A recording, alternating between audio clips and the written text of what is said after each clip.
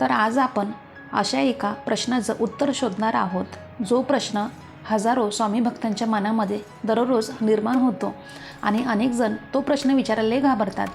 मांस मटण खाणारी व्यक्ती जर श्री स्वामी समर्थांची पूजा करत असेल तर स्वामी ती पूजा स्वीकारतात का? हा प्रश्न विचारणं पाप आहे का? की यामागची एखादी स्वामींची खोल कृपा लपलेली आहे का?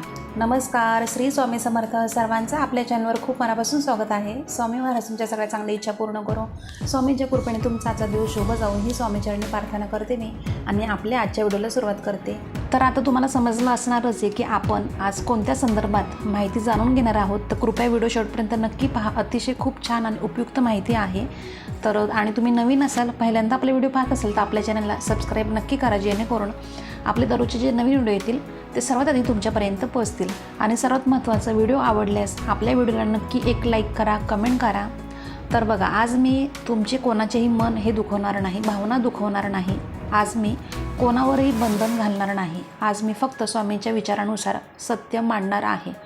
म्हणून कृपया मन शांत ठेवा आणि शेवटपर्यंत व्हिडिओ नक्की ऐका. माझ्या भक्तांनो, सर्वात आधी एक गोष्ट मनामध्ये पक्की करा की श्री स्वामी समर्थ महाराज हे बाह्य आचरण पाहणारे नाहीत. ते देह पाहत नाहीत, ते आहार पाहत नाहीत, ते कपडेसुद्धा पाहत नाहीत आणि ते जात धर्म श्रीमंत गरीब काही पाहत नाही. स्वामी फक्त एकच गोष्ट पाहतात आणि ती म्हणजे भाव. हो माझ्या भक्तांनो, भाव तुमच्या अंतःकरणात स्वामींसाठी काय आहे हे ते पाहतात आणि हे खूप महत्त्वाचं असतं. श्री स्वामी समर्थ हे परब्रह्म स्वरूप आहेत. ते कोणाला मांसाहारी आहे म्हणून कधी दूर करत नाहीत आणि कोणाला शाकाहारी आहे म्हणून जवळही घेत नाहीत. आज अनेक भक्तांच्या मनामध्ये अपराधीपणाची भावना असते. ते म्हणतात, मी मांस खातो, आज पूजा करू नये, आज मटण खाल्लं म्हणून स्वामी रागवतील, माझ्यावर चिडतील. माझ्या भक्तांनो बघा, तुम्हाला एकच सांगते मी, स्वामी रागवत नाहीत.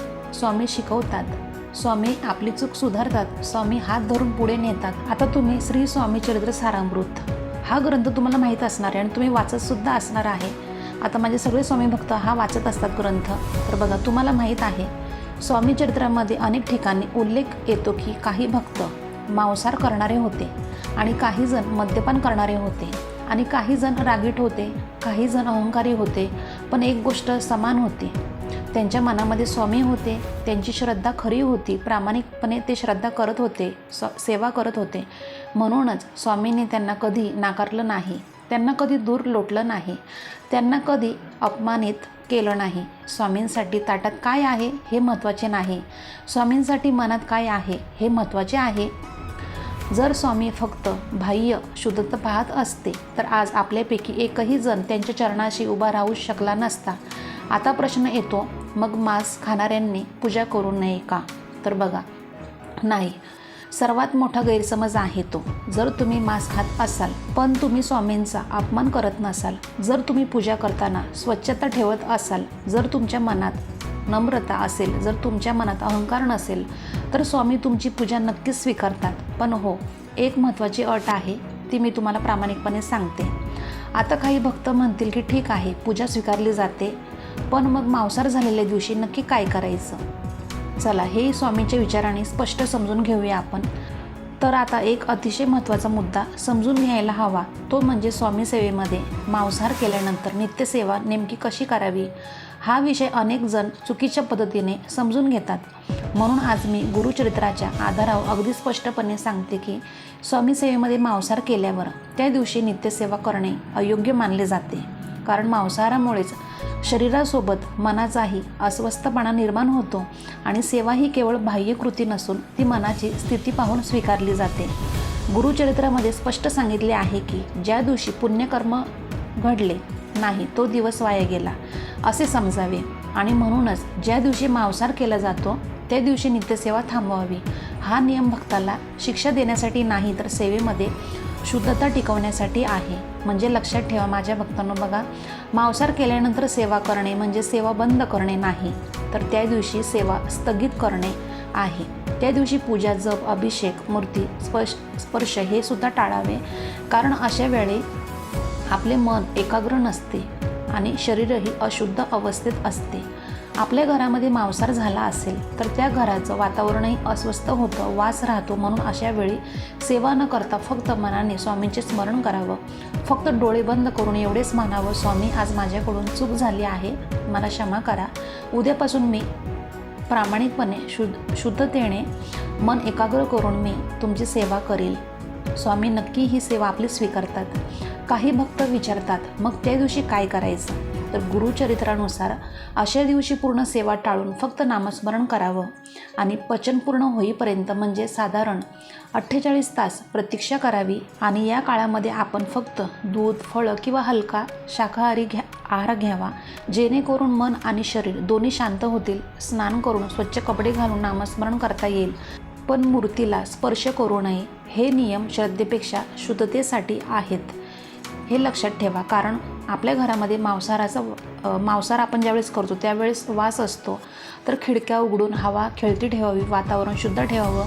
आणि पुढील दिवशी म्हणजे दुसऱ्या दिवशी सकाळी स्नान करून शुद्ध शाकाहारी नाश्ता घेऊन पुन्हा नित्यसेवा सुरू करावी. यात कुठेही अपराधीपणा नाही, कुठेही भीती नाही. हा केवळ शिस्तीचा भाग आहे. आणि एक अतिशय सुंदर गोष्ट म्हणजे तुम्हाला सांगते, ती म्हणजे स्वामींची मनापासून भक्ती केली तर मांसाहाराची इच्छाच हळूहळू कमी होते. हा बदल जबरदस्तीने होत नाही, हा बदल स्वामींच्या कृपेने होतो. नियमित शाकाहार पाळल्यास सेवा अधिक प्रभावी होते, मन अधिक स्थिर होतं आणि स्वामींची कृपा अधिक गतीने आपल्याला अनुभवायला मिळत असते. म्हणून बघा, कारण माझा हा अनुभव आहे स्वतःचा. मी सुद्धा आधी मांसाहार करत होती आणि जशी जशी स्वामी सेवेमध्ये आली तेव्हापासूनच माझा पूर्णपणे मांसाहार हा बंद झालेला आहे. आता मी मांसाहार करत नाही. ही सगळी स्वामी कृपा आहे. तर तुम्ही सुद्धा मांसाहार करत असाल तर काही काळजी करू नका. जशी तुमची सेवा वाढेल, स्वामी सेवेमध्ये तुम्ही आहात आणि तुमची सेवा जशी वाढेल तसं तुमचं सुद्धा मांसाहार हा कमी होईल हळूहळू. तर हा विश्वास आहे माझा, म्हणून मी तुम्हाला सांगते. तर बघा, आता स्वामी सेवेमध्ये सर्वात महत्त्वाची गोष्ट म्हणजे आपली मनाची शुद्धता. स्वामी बाह्य गोष्टींपेक्षा अंतःकरण पाहतात. आज मांसाहार झाला म्हणून स्वामी दूर गेले असं कधी समजू नका. फक्त त्या दिवशी थोडा संयम ठेवा आणि सेवा स्थगित ठेवा आणि दुसऱ्या दिवशी अधिक श्रद्धेने सेवा सुरू करा.